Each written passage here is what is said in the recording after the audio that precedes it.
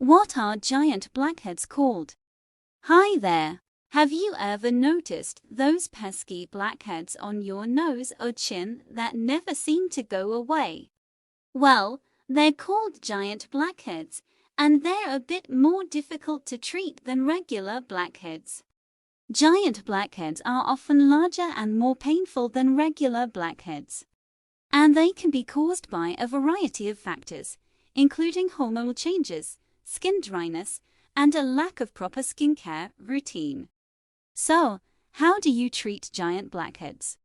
Well, first off, it's important to keep your skin clean and moisturized.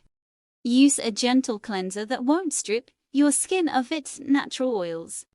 And apply a hydrating toner and moisturizer to keep your skin healthy and supple. If you've recently had a breakout, try using a prescription medication like retinoids or antibiotics to combat any bacterial infections that may be causing the giant blackheads. In addition to external treatments, it's also important to address any underlying skin issues that may be contributing to giant blackheads. This might involve talking to a dermatologist about hormonal therapies or a skin graft to address excessive skin dryness.